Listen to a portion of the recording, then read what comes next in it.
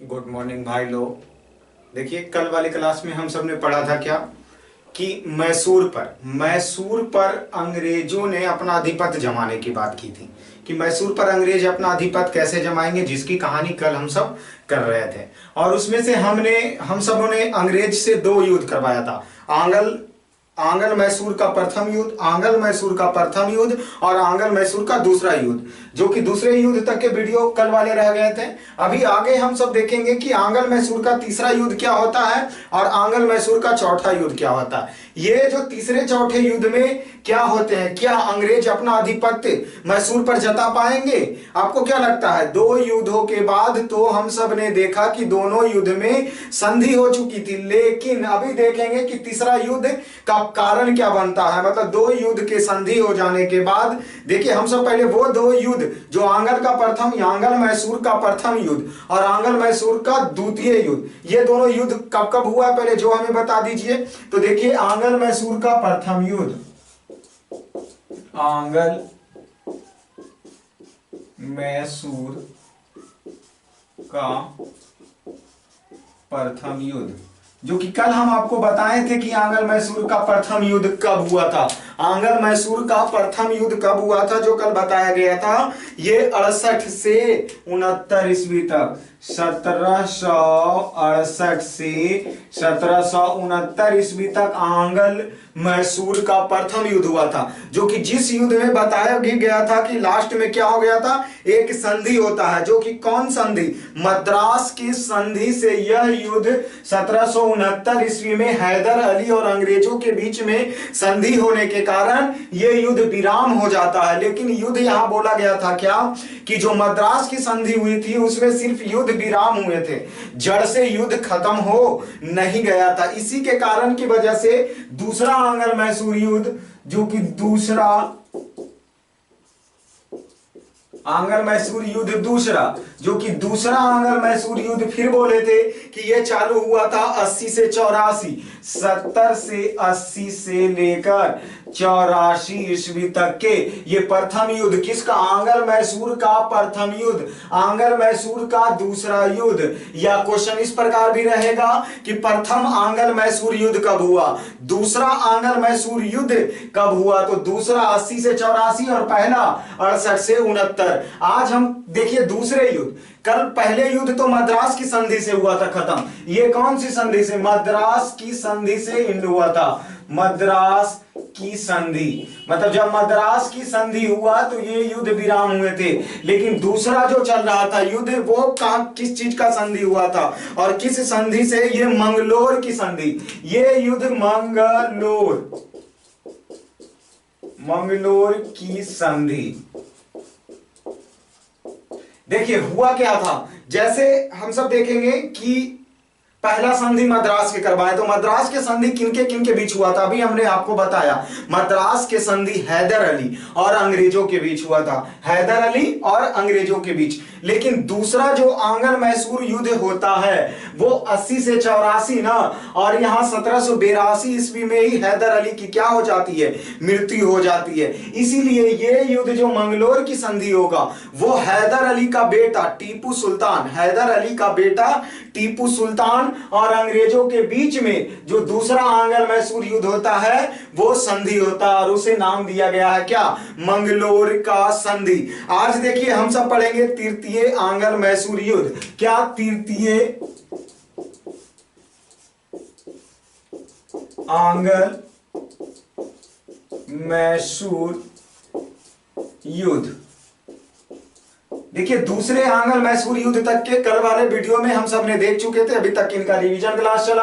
अब हम सब देखेंगे तृतीय आंग्ल मैसूर युद्ध। तो तृतीय आंग्ल मैसूर युद्ध 1790 से 92 तक चलता है, 1790 से 92 तक चलता है। देखिए तृतीय आंग्ल मैसूर युद्ध में होता है क्या? देखिए ये युद्ध, यह जो तीसरा आंग्ल मैसूर, जैसे टीपू सुल्तान से तो हम सब ने दूसरा युद्ध में टीपू सुल्तान और अंग्रेजों के बीच में मंगलोर का संधि करवा दिया, युद्ध नहीं होना चाहिए। लेकिन अंग्रेजों की वजह से, अंग्रेजों की छल नीति की वजह से तीसरा आंग्ल मैसूर युद्ध होता है। देखिए होता क्या है, 1788 ईस्वी में, देखिए 1788 ईस्वी में 1788 ईस्वी में जो अंग्रेजी कंपनियां रहती है, 1788 ईस्वी में जो अंग्रेजी कंपनियां रहती है, वो हैदराबाद के निजाम, जो कि हैदराबाद का जो निजाम है, उससे टीपू सुल्तान से युद्ध लड़ने के खिलाफ में एक पत्र लिखता है। मतलब 1788 में क्या होता है,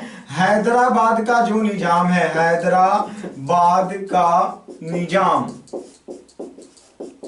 को अंग्रेज पत्र लिखते हैं।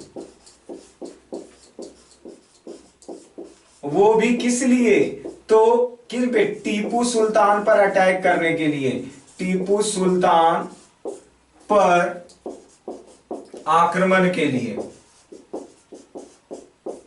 आक्रमण के लिए। और यही बात जो टीपू सुल्तान पे आक्रमण करने के लिए अंग्रेजों ने, जो अंग्रेजी कंपनियां थी, वो किनको, हैदराबाद के निजाम को जो पत्र लिखा, ये बात पता चल गया टीपू सुल्तान को। टीपू सुल्तान को यही बात पता चल जाता है, और वो जो मंगलोर की संधि हुआ था उसका उल्लंघन करते हुए यह 1789 ईस्वी में, कब, 1789 ईस्वी में अटैक करता है। देखिए 1789 ईस्वी में टीपू सुल्तान ने त्रावणकोर, किसके, त्रावणकोर पर आक्रमण किया, त्रावणकोर पर आक्रमण कर देता है, त्रावणकोर पर आक्रमण कर दिया। ये देखिए जो त्रावणकोर जो है, त्रावणकोर जो हम बोले कि त्रावणकोर पर क्या कर दिया, आक्रमण कर दिया। यहां जो त्रावणकोर है वो राजा जो यहाँ के रहते हैं, जो त्रावणकोर की राजा रहते हैं, वो अंग्रेज का मित्र रहते हैं। क्या, अंग्रेज का मित्र रहते हैं। और यही बात जो टीपू सुल्तान ने उस पर अटैक किया, तो अंग्रेज ने फिर एक नीति अपनाई, और अंग्रेज प्लस निजाम, जो हैदराबाद का निजाम हुआ, और मराठा, ये तीनों मिलकर आपस में एक संधि करते हैं, आपस में एक क्या करते हैं, संधि कर लेते हैं। क्योंकि किस वजह से, क्योंकि टीपू सुल्तान ने त्रावणकोर जो जगह थी उस पर क्या कर दिया था, अटैक कर दिया था। इसी वजह से अंग्रेज, निजाम, मराठा और तीनों मिलकर आपस में एक संधि करते हैं, और संधि काफी जो तीनों का संधि कर लेते हैं, और यहीं से तीसरे आंग्ल मैसूर युद्ध जो क्या हो जाता है, शुरू हो जाता है। देखिए तीसरे आंग्ल मैसूर युद्ध 3 चरण में होते हैं। कितने चरण में, 3 चरण में। तो इसका देखिए प्रथम चरण होता है क्या, क्वेश्चन आपसे पूछा जाएगा भाई लोग कि तीसरे आंग्ल मैसूर युद्ध कब हुआ, तो आपका तो इसमें ईस्वी बता दीजिएगा कि ये हुए 90 से 92 ईस्वी तक, 1790 से 1792 ईस्वी तक तीसरा आंग्ल मैसूर होता है। लेकिन आपसे क्वेश्चन अगर ऐसे घुमाकर पूछ दिया कि किस आंग्ल मैसूर युद्ध में, किस आंग्ल मैसूर युद्ध में 3 चरण में युद्ध संपन्न हुआ था, किस आंग्ल मैसूर युद्ध में युद्ध 3 चरण में संपन्न हुआ था, तो आप बोलिएगा क्या, तृतीय आंग्ल मैसूर युद्ध। मतलब तृतीय आंग्ल मैसूर युद्ध कितने चरण में युद्ध, 3 युद्ध में हुआ। देखते हैं तीनों चरण में युद्ध का क्या परिणाम होता है। देखिए सबसे पहला चरण, इसका सबसे पहला चरण होता है क्या, अंग्रेज की सेनापति जनरल मीडो रहते हैं। अंग्रेज की सेनापति जो प्रथम चरण होता है उसमें अंग्रेज की सेनापति जनरल मीडो, कौन, अंग्रेज की सेनापति जनरल मीडो था, और वह टीपू सुल्तान पर अटैक करता है। दोनों में युद्ध होते हैं, और इसमें जनरल मीडो क्या होता है, हार जाता है, जनरल मीडो। आपसे क्वेश्चन इस प्रकार भी पूछे जाएंगे, जनरल मीडो और पहले देख लीजिए टीपू सुल्तान, टीपू सुल्तान। अब देखिए क्वेश्चन, जैसे कि क्वेश्चन आपसे ये रहेगा कि जनरल मीडो ने जो तृतीय आंग्ल मैसूर युद्ध हुआ उसका प्राथमिक चरण किनके किनके बीच हुए, तो जनरल मीडो और कौन, टीपू सुल्तान। अभी देखिए इनमें जनरल मीडो क्या क्या हो जाता है, हार हो जाते हैं, इनका हार हो जाता है। अभी इसका दूसरा चरण देखते हैं भाई लोग, क्या दूसरा चरण, इस दूसरे चरण में इसका परिणाम क्या होता है। तृतीय आंग्ल मैसूर युद्ध का दूसरा चरण, देखिए दूसरा चरण 1790 ईस्वी में शुरू होता है और जिसका नेतृत्व लॉर्ड कॉर्नवालिस खुद करते हैं। इसका जो 1790 ईस्वी में होता है और इसमें अंग्रेज की तरफ से लॉर्ड कॉर्नवालिस खुद नेतृत्व करते हैं और एक तरफ कौन रहता है, टीपू सुल्तान। मतलब जो दूसरे चरण में जो युद्ध है उसमें लॉर्ड कॉर्नवालिस एक तरफ और दूसरे तरफ जो मैसूर का उस समय का राजा कौन, टीपू सुल्तान है, वो इन पर युद्ध करते हैं। देखिए होता है क्या, मार्च 1791 ईस्वी में, जो दूसरे चरण में ही 1791 ईस्वी में लॉर्ड कॉर्नवालिस ने बहुत सारे जगह, जो कि अंग्रेज जो मैसूर का जो शासक वो टीपू सुल्तान रहते हैं, उन पर वो बेललोर और अंबूर पर आक्रमण कर लेते हैं। देखिए दो जगह पर, बेललोर और दूसरा आमबोर, मतलब ये दो जगह पर 1791 ईस्वी में लॉर्ड कॉर्नवालिस ने क्या कर लिया, अधिकार कर लेते हैं। और वह फिर यहां अधिकार करने के बाद 1791 ईस्वी में बेल्लोर और आम्बोर पर अधिकार करने के बाद वो टीपू से जो मैसूर की राजधानी थी श्रीरंगपट्टनम, उसके तरफ आगे बढ़ते चलते हैं। लेकिन होता क्या है कि जब श्रीरंगपट्टनम की तरफ बढ़ने लगते हैं तो उस समय वर्षा ऋतु आ जाती है। कौन, वर्षा ऋतु आ जाती है। और इसी वर्षा ऋतु के कारण वो जो लॉर्ड कॉर्नवालिस है वो रुक जाते हैं और रुक कर कहां चले जाते हैं, वहीं वर्षा ऋतु के कारण वो मंगलोर की तरफ वापस चले जाते हैं। लेकिन जैसे ही वर्षा ऋतु खत्म होता है तो टीपू सुल्तान ने कोयम्बटूर, जो गर्मियों में टीपू सुल्तान ने कोयम्बटूर पर अधिकार करते हुए फिर से युद्ध की शुरुआत कर दी। मतलब जो 1791 ईस्वी में जैसे गर्मियों में टीपू सुल्तान ने कोयम्बटूर पर क्या कर लिया, अधिकार कर लिया। देखिए 1791 ईस्वी में तो इधर लॉर्ड कॉर्नवालिस ने दो जगह पर अधिकार किया और वर्षा ऋतु आ जाने की वजह से ये कहां चले गए, मंगलोर चले गए। लेकिन जैसे ही वर्षा ऋतु खत्म होकर गर्मी की सीजन आती है तो 1791 ईस्वी में फिर टीपू सुल्तान ने कोयम्बटूर पर क्या कर लिया, अधिकार कर लिया। मतलब फिर 1791 ईस्वी में टीपू सुल्तान ने किस पर आक्रमण कर लिया,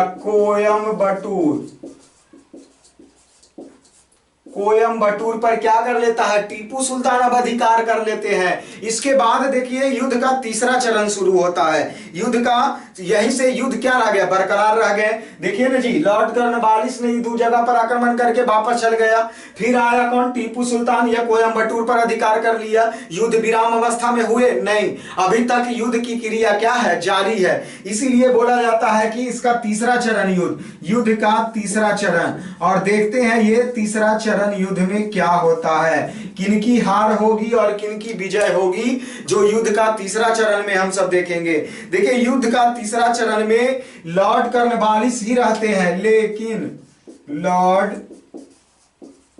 कॉर्नवालिस ही रहते हैं, लेकिन इसका सहायता करने के लिए क्या, लॉर्ड कॉर्नवालिस के सहायता करने के लिए और भी लोगों जो अंग्रेज के सैनिक रहते हैं वो रहते हैं कौन कौन, मीडो हो गए एक, दूसरा रहते हैं मैक्सवेल,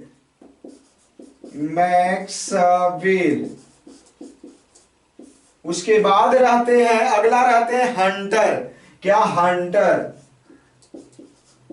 ये 3-4 जो और भी रहते हैं, एक जो लॉर्ड कॉर्नवालिस, मीडो, मैक्सवेल और हंटर, क्या, हंटर है, हंटर। ये सब मिलकर टीपू सुल्तान से युद्ध करते हैं तीसरे चरण। देखिए तो क्या बोल रहे थे कि तीसरा चरण में लॉर्ड कॉर्नवालिस के साथ देने के लिए मीडो, मैक्सवेल, हंटर इत्यादि अंग्रेजी लोग आ जाते हैं और टीपू सुल्तान से क्या, युद्ध करने लग जाते हैं। और इसके बाद भी टीपू सुल्तान बहादुरी से युद्ध करते रहता है। टीपू सुल्तान भी हार मानने वाले में से नहीं है। और देखिए लेकिन यहां होता क्या है, इतने लोगों के बीच में टीपू सुल्तान को आत्मसमर्पण करना पड़ता है। टीपू सुल्तान को आत्मसमर्पण करना पड़ता है।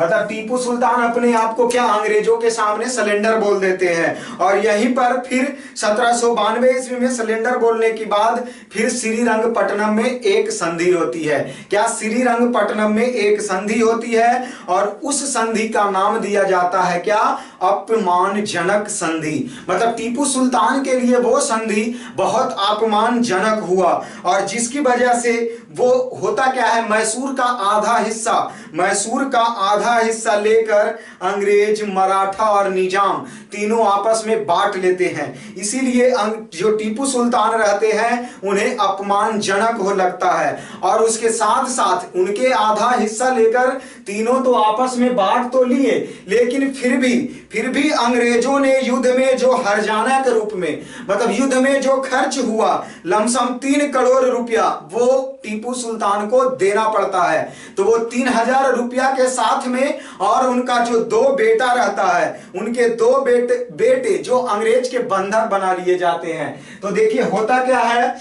1792 ईस्वी में, क्या 1792 ईस्वी में श्रीरंगपट्टनम में संधि होती है। श्रीरंगपट्टनम में संधि होती है और इस संधि में जितना टीपू सुल्तान का रहता है वो आधा हिस्सा, मतलब जितना है उसका आधा हिस्सा ले लेते हैं और लेकर अंग्रेज, निजाम और मराठा तीनों आपस में क्या करते हैं, बांटते हैं। बाकी का जो अंग्रेज की स्पेशल बात की जाए तो अंग्रेजों ने उनसे 3 करोड़ रुपया हर्जाना के रूप में लिया और प्लस 2 बेटे, जो उनका टीपू सुल्तान का जो 2 बेटा रहता है उसे भी बंधक के रूप में रखना पड़ता है। तो बंधक के रूप में रखना पड़ता है और इसी के साथ तीसरा आंग्ल मैसूर युद्ध भी क्या हुआ, यहां पे खत्म होते हैं। बट फिर भी टीपू सुल्तान हार मानने वाले में से नहीं है, फिर भी चौथा आंग्ल मैसूर होता है, जो कि हम सब अब देखेंगे कि चौथा आंग्ल मैसूर युद्ध में कैसे क्या होगा। क्या टीपू सुल्तान चौथा आंग्ल मैसूर युद्ध जीत सकते हैं, जो देखना अब रह गया है हमें। उनका 2 बेटा अंग्रेजों के पास बंधक है। अभी देखेंगे कि तीसरा आंग्ल मैसूर युद्ध में पासा किनका पलटेगा, अंग्रेज जीतेंगे या टीपू सुल्तान, जो देखना है। इसी के जैसे 92 खत्म होने के बाद कुछ समय के बाद समथिंग 7 सालों के बाद फिर से आंग्ल का चौथा युद्ध होता है, चतुर्थ आंग्ल मैसूर युद्ध। चतुर्थ आंग्ल मैसूर युद्ध मतलब तीसरा युद्ध खत्म होने के बाद, चौथा आंग्ल मैसूर युद्ध की शुरुआत होती है, जो 1799 ईस्वी में होता है। तो चौथा आंग्ल मैसूर युद्ध कब, 1799 ईस्वी में। देखिए ये युद्ध का कारण सबसे बड़ा है श्रीरंगपट्टनम की अपमानजनक संधि। मतलब टीपू सुल्तान को इतना बुरा लगा ना, कौन, जो श्रीरंगपट्टनम में संधि हुआ, उनका 2 बेटा चला गया, आधा जमीन चले गए, 3 करोड़ रुपया देना पड़ा, इसीलिए उन्हें बहुत बुरा लगा और इसी की वजह से 1799 ईस्वी में चौथा आंग्ल युद्ध होता है। देखिए चौथा आंग्ल होता है कैसे, देखिए चौथा आंग्ल मैसूर युद्ध होने का कारण क्या है। टीपू सुल्तान तो बुरी तरीके से हार चुके हैं, उन्हें भारत में कोई भी सहयोग देने वाला नहीं था। इसी वजह से टीपू सुल्तान ने अपने सहयोग के लिए वो जो अंतरराष्ट्रीय सहयोग प्राप्त करने की दिशा का प्रयास करते हैं कि अब हमें भारत में तो कोई सपोर्ट करने वाला नहीं है, क्या पता अंतरराष्ट्रीय जो देश, दूसरे देश के हैं वो लोग हमें सपोर्ट करेंगे। वो बहुत प्रयास करते हैं। देखिए प्रयास क्या करते हैं, जैसे कि फ्रांसीसी कंपनियां से संपर्क बनाते हैं। क्या, तो हम सब ये पढ़ रहे हैं चतुर्थ आंग्ल मैसूर युद्ध, जो कि बोला कब गया, ये 1799 में ही शुरू होते हैं और 99 में ही खत्म भी होते हैं। देखिए वो सहयोग के लिए, टीपू सुल्तान सहयोग के लिए अंतरराष्ट्रीय सहयोग का प्रयास करते हैं, सहयोग का प्रयास करते हैं। वो चाहते हैं कि अंतरराष्ट्रीय, क्या पता हमें अंतरराष्ट्रीय जो दूसरे देश के लोग हैं वो सपोर्ट करें। तो देखिए ये सबसे पहले फ्रांसीसी कंपनियां से संपर्क किए थे। सबसे पहला था जो फ्रांसीसी कंपनियां से संपर्क किए थे, फ्रांसीसी कंपनियां से संपर्क किए थे। पहला इन्होंने फ्रांसीसी कंपनियां से संपर्क किया। दूसरा देखिए नेपोलियन से भी, ये नेपोलियन को भी पत्र लिखते हैं, नेपोलियन को भी पत्र लिखते हैं, नेपोलियन को पत्र लिखे। तीसरा देखते हैं, दूसरा तो नेपोलियन को पत्र लिखे, तीसरा देखते हैं कि वो अरब के जो अफगानिस्तान, अरब कुस्तुतुनिया, अरब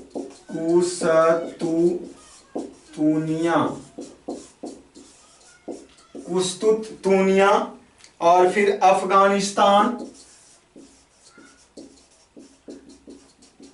अफगानिस्तान इत्यादि देशों से सहयोग लेने का प्रयास करते हैं। लेकिन फिर भी उसके बाद पत्र तो बहुत सारे को लिखे, लेकिन टीपू सुल्तान ने फिर से अपनी सेना को गठित किया। टीपू सुल्तान फिर से अपने 1799 ईस्वी में ही फिर से सेना को गठित किया और फ्रांसीसी पद्धति से उन्होंने अपने अंग्रेजों पर क्या, जो तीनों का जो संधि हुआ था वो फिर से अंग्रेज पर क्या करते हैं, अटैक करते हैं। लेकिन उनका फिर चलने वाला नहीं है। इसी युद्ध में 1799 ईस्वी में ही अटैक करते हैं। अटैक करने के बाद दोनों के बीच में उधर 3 लोग हैं, कौन कौन, निजाम मराठा और अंग्रेज, ये तीनों एक तरफ और टीपू सुल्तान अकेले। दोनों के बीच में काफी संघर्ष होते हैं। लेकिन फिर बाद में टीपू सुल्तान 1799 ईस्वी में ही क्या श्रीरंगपट्टनम के किले में, जो श्रीरंगपट्टनम के किले वहां पे वो अपना शरण ले लेते हैं। और 4 मई 1799, कब, 4 मई 1799 ईस्वी को उन्हें सिलेंडर बोलना पड़ता है। अब टीपू सुल्तान को क्या, उन्हें कब्जा कर लिया जाता है। बोला जाता है कि वो अपना श्रीरंगपट्टनम के जिस किले में अपने इतने मतलब युद्ध के बाद लगभग 15 दिन तक के श्रीरंगपट्टनम का जो किला रहता है उसे चारों तरफ से तीनों आपस घेर कर रखते हैं। और उसके बाद 4 मई 1799 को उस पर क्या कर लेते हैं, कब्जा कर लेते हैं। और टीपू सुल्तान बहादुरी से दुर्गा की रक्षा करते हुए वही जगह क्या होता है, मारा जाता है। मतलब यहीं पे टीपू सुल्तान की क्या हो जाती है, मारा जाता है, हत्या हो जाता है। आपसे देखिए इसमें क्वेश्चन पूछेगा टीपू सुल्तान की मृत्यु कब हुई, 1799 ईस्वी में। देखिए भाई लोग, कम से कम इसमें 4 क्वेश्चन तो एक्यूरेट है कि आपको याद रखना होगा। क्या कि प्रथम आंग्ल मैसूर युद्ध कब हुआ, दूसरा आंग्ल मैसूर युद्ध कब हुआ, तीसरा आंग्ल मैसूर युद्ध कब हुआ और चौथा आंग्ल मैसूर युद्ध कब हुआ। ये क्वेश्चन बहुत इंपॉर्टेंट से बन जाते हैं। फिर जैसे कि अभी तो आप इस चारों का तो कम से कम 8 क्वेश्चन और याद कर लीजिए। जैसे पहला आंग्ल मैसूर युद्ध शुरू कैसे हुआ, फिर वो खत्म कैसे हुए, दूसरा आंग्ल मैसूर युद्ध शुरू कैसे हुआ, वो खत्म कैसे हुए, तीसरा आंग्ल मैसूर युद्ध शुरू कैसे हुआ, वो खत्म कैसे हुए, चौथा आंग्ल मैसूर युद्ध खत्म हुआ और शुरू। ये 4 दूना 8 क्वेश्चन आपको याद ही रखना होगा। इसी के साथ में आंग्ल मैसूर युद्ध खत्म होते हैं और अंग्रेज जो बाकी का शेष हिस्सा, जैसे मैसूर का जो हिस्सा बचता है वो तीनों आपस में बराबर बराबर भागों में आपस में बांट लेते हैं और मैसूर पर भी अंग्रेज अपना आधिपत्य जता चुकते हैं। इसी कारण मैसूर पर भी अंग्रेजों का क्या हो गया, आधिपत्य जारी हो गया। मैसूर पर अंग्रेजों का आधिपत्य हो गए। तो हम सब ने अभी तक देखा कि बंगाल पर अंग्रेजों का आधिपत्य जारी हो चुका है, मैसूर पर अंग्रेजों का आधिपत्य जारी हो चुका है। मतलब वो अपने क्षेत्र को विस्तृत करने में लगे हैं, अपने क्षेत्रों को विस्तृत करने में लगे हैं। तो आज इतना तक ही, फिर मिलते हैं अगले क्लास में।